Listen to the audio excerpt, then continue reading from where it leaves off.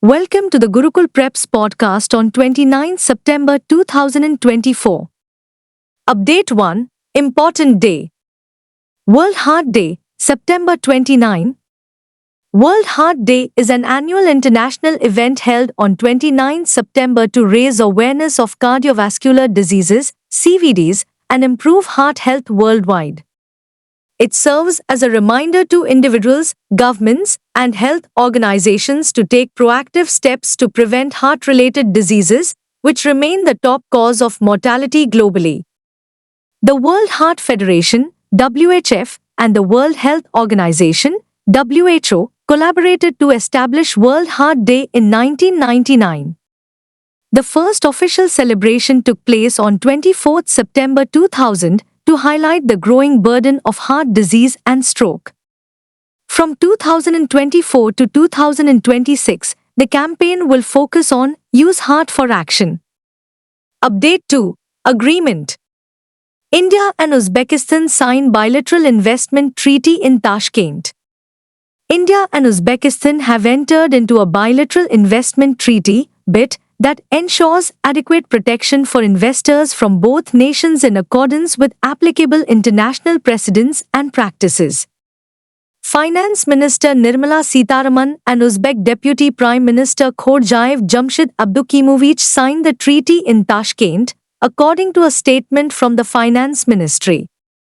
The signing of the BIT reflects both nations' shared commitment towards enhancing economic cooperation and creating a more robust and resilient investment environment, the ministry said. Update 3. Awards. Deepak C. Mehta, honored with ICC Lifetime Achievement Award for 2023. At the 59th ICC Annual Awards function in Mumbai, the Indian Chemical Council, ICC, presented the esteemed Lifetime Achievement Award to Deepak C.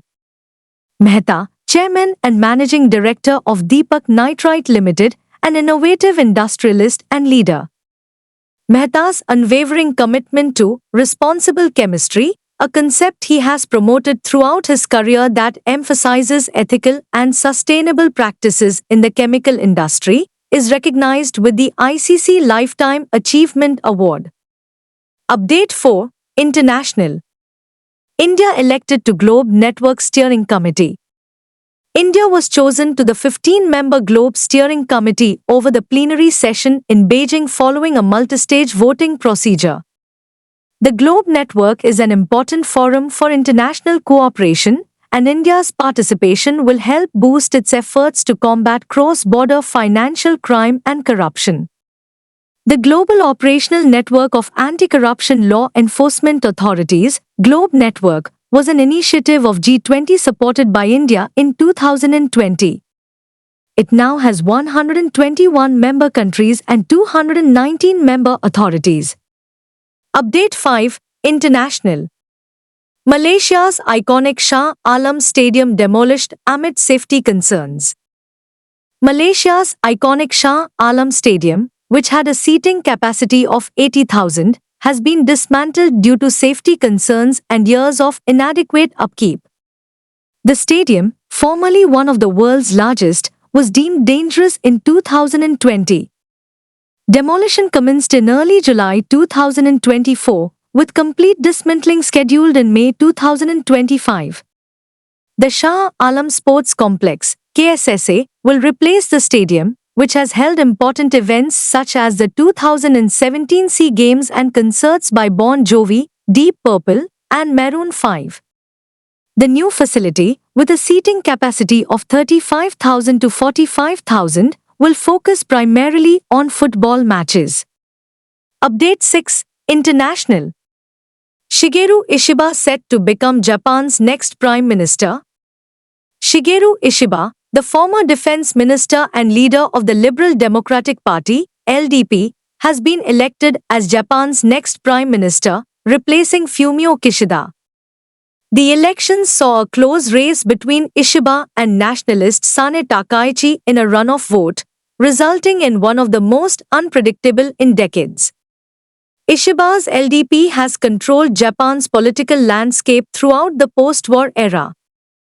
A veteran lawmaker, former Defense Minister of Japan, leader of LDP and now the Prime Minister of Japan, the 67-year-old Ishiba has extensively worked on security issues and reviving the country's rural communities. Update 7. Miscellaneous. Dwayne Bravo announces retirement from all cricket. Dwayne Bravo, the great all-rounder for the West Indies, has declared his retirement from all forms of cricket after his final Caribbean Premier League (CPL) season was cut short due to injury. Bravo, who will turn 41 next month, currently owns the record for most wickets in T20 cricket. He had retired from international cricket in 2021 and left the Indian Premier League last year. Bravo has spent the past year coaching the Chennai Super Kings, CSK, and Afghanistan cricket teams. Bravo's farewell campaign in CPL was cut short after he sustained an injury while attempting to catch Street Lucia Kings captain Faf du Plessis in the 7th over of a match. Update 8. Science and Technology. PM Modi launches 3 Param Rudra supercomputers. Prime Minister Narendra Modi electronically launched 3 Param Rudra supercomputers, marking a huge step forward in India's pursuit for scientific and technological growth through the National Supercomputing Mission. The indigenously designed supercomputers, costing 130 crore rupees, have been installed in Pune, Delhi, and Kolkata to drive pioneering research across different scientific fields. The Param Rudra supercomputers, part of India's goal of achieving self-reliance in high-performance computing, HPC, will support advanced scientific research in various fields. Update 9. Science and Technology. Union Minister Shri Jyotiraditya Scindia inaugurates 5G Open RAN testing lab at CDOT, Bangalore. Shri Jyotiraditya M.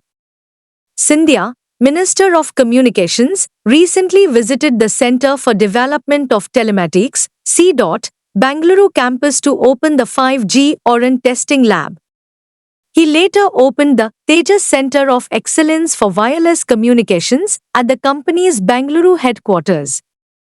He also unveiled the company's in-house designed 32T32R massive MIMO radio, which can deliver 1+ Gbps download speeds across the 5G mid-band spectrum.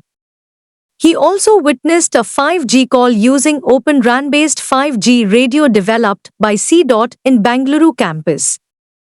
Update 10. Summit and Conference.